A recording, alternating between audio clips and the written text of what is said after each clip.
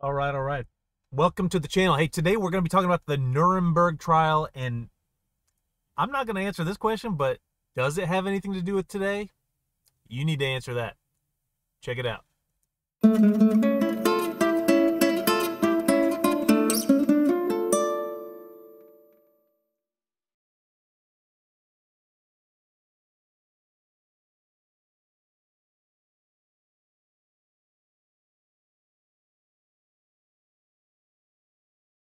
All right, all right. I'm trying to figure out these quick screen buttons here, so bear with me. The Nuremberg Code, does this apply to you? Absolutely. Let me just tell you a little bit about this, though, because it goes back a little bit in history, and it's something that we absolutely need to refamiliarize ourselves with today. Check it out. First of all, if you want to support this channel, please, I need your support. Buy a product you need anyway at Job32 Elahi, which is the name of my channel, .greentechdirect.com. They make all kinds of air ionizers, purifier products that will help keep the air pure in your home. They make products that are proven technologies that sanitize the air and surfaces where you live, work, and play. Purchase something from there. Okay, let's get back into the Nuremberg Code, which originated in the Nuremberg trials. The subsequent Nuremberg trials were a series of 12 military tribunals for war crimes against members of the leadership of Nazi Germany between December 46 and April 49. They followed the first and best-known Nuremberg trial before the International Military Tribunal, which concluded in October 46.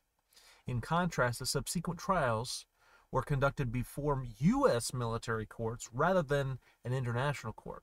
They are also collectively known as the Nuremberg Military Tribunals. These trials dealt with German industrialists accused of using slave labor and plundering occupied countries, and high-ranking army officers accused of atrocities against prisoners of war.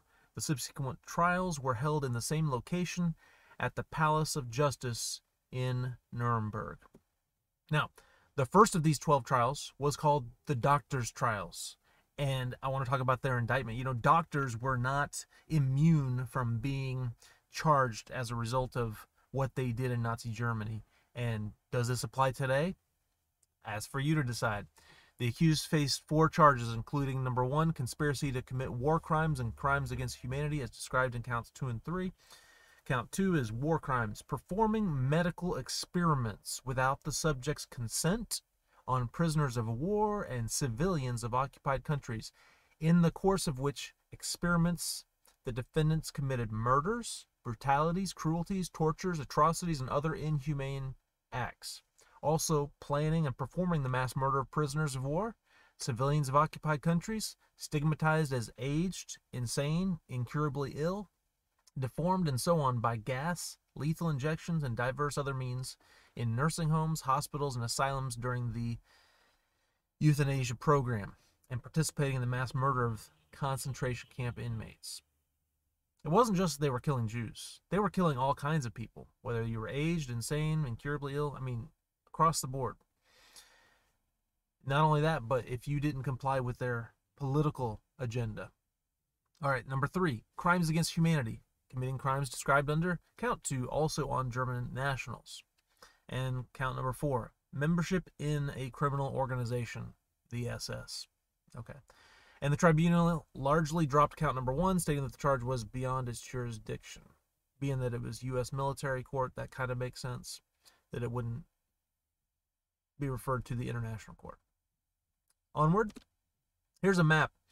All the solid squares represent camps in which medical experiments took place. At least 7,000 people were victims of Nazi medical experiments that we can account for. We have all these cities, all these places where we know medical experiments were being done. Are there medical experiments being done today? Something to think about. And then let me go back while we're looking at this map. The unethical medical experiments were without patient consent or any safeguards. They were carried out during the Third Reich, and they could be divided into 3 categories. The experiments dealing with the survival of military personnel. Many experiments of the camps intended to facilitate the survival of Axis military personnel in the field. For example, at Dachau, Physicians from the German Air Force and from the German Experimental Institution for Aviation conducted high-altitude experiments on prisoners to determine the maximum altitude from which crews of damaged aircraft could parachute to safety. Scientists there also carried out so-called freezing experiments on prisoners to find out an effective treatment for hypothermia. Prisoners were also used to test various methods of making seawater drinkable. All right. Furthermore, experiments were done to test drugs and treatments. These experiments were aimed to develop and test drugs and treatments, methods for injuries and illnesses which German military and occupation personnel encountered in the field at the German concentration camps. And I'm probably going to slaughter their pronunciation, but Sachsenhausen, Dachau, Natzweiler, Buchenwald, and Unigame. Scientists used camp inmates to test immunization, compounds, and antibodies for the prevention and treatment of contagious diseases, including malaria, typhus, tuberculosis, typhoid fever, yellow fever, and infectious hepatitis. Physicians at Ravensbrück conducted experiments in bone grafting and tested newly developed sulfa, that would be sulfanilamide drugs, at Natzweiler and Sachsenhausen. Prisoners were exposed to phosgene and mustard gas in order to test possible antidotes. And thirdly, experiments to advance Nazi racial and ideological goals. This third category of medical experiments sought to advance the racial and ideological tenets of Nazi worldview. The most famous were the experiments of Joseph Mengele. He tested on twins of all ages in Auschwitz. He also directed experiments on Roma, or gypsies, as did Werner Fischer at Sachsenhausen, to determine different races, how they withstood various contagious diseases. The research of August Hirt at Stansborough University also intended to establish Jewish racial inferiority. Additional gruesome experiments meant to further Nazi racial goals include a series of sterilization. View this term in the, let's see. They wanted to sterilize, and they did sterilize a lot of people, which means they couldn't have any children, right? They wanted to cut them off from being able to reproduce. Anyway, the Nuremberg Code was created in the aftermath of the discovery of the camp experiments and subsequent trials to address the abuses committed by medical professionals during the Holocaust. Is this important today? The Nuremberg Code included the principle of informed consent and required standards for research. I'm not a medical student. I'm just a guy doing some research and learning some things I want to share with you. So here's the 10 points of the Nuremberg Code, just to get right to it. I'm going to talk about these, and I'm going to end the video, ask you to support my sponsor, and that's it. I'm not going to make any opinions about whether this is applicable today. It is always applicable in any time, any place where there's medical stuff going on. So is it going on today?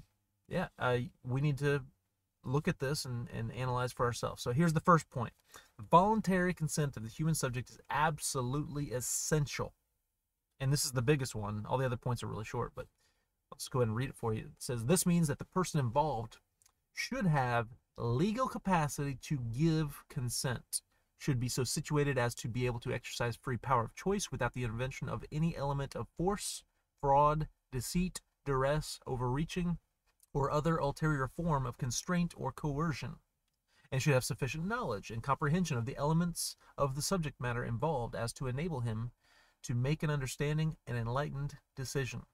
This latter element requires that before the acceptance of an affirmative decision by the experimental subject, there should be made known to him the nature, duration, and purpose of the experiment, the method and means by which it is to be conducted, all inconveniences and hazards reasonably to be expected, and the effects upon his health or person which may possibly come from his participation in the experiment. The duty and responsibility for ascertaining the quality of the consent rests upon each individual who initiates, directs, or engages in the experiment. It's personal duty and responsibility which may not be delegated to another with impunity. Okay, that's number one. The voluntary consent of the human subject is absolutely essential. Without fraud, without deceit, without force. Number two, the experiment should be such as to yield fruitful results for the good of society, unprocurable by other methods or means. I'll make sure we're getting this screen here. And unnecessary and not random and unnecessary in nature. The experiment should be so designed and based on the results of animal experiments that knowledge of a natural history of the disease or other problem under study that the anticipated results will justify the performance of the experiment. Number four, the experiment should be so conducted as to avoid all unnecessary physical and mental suffering and injury. Number five, no experiment should be conducted where there is an a priori reason to believe that death or disabling injury will occur, except perhaps in those experiments where the experimental physicians also serve as subjects. Interesting. Number six, the degree of risk to be taken should never exceed that determined by the humanitarian importance of the problem to be solved by the experiment. Number seven, proper preparations should be made and adequate facilities provided to protect the experimental subject against even remote possibilities of injury, disability, or death. And number eight, the experiment should be conducted only by scientifically qualified persons. The highest degree of skill and care should be required through all stages of the experiment of those who conduct or engage in the experiment.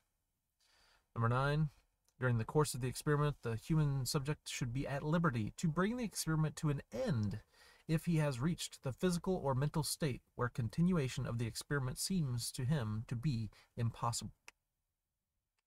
Number 10, during the course of the experiment, the scientist in charge must be prepared to terminate the experiment at any stage if he has probable cause to believe in the exercise of good faith, superior skill, and careful judgment required of him that a continuation of the experiment is likely to result in injury, disability, or death to the experimental subject. So once again, support this channel. Buy Pure Air products. They have so many other good products on there too. Heating, cooling, laundry, you name it. I mean, you want clean surfaces in your house with this stuff that's going on in the air. This is the product you need. Go to the store, job32elihu.greentechdirect.com.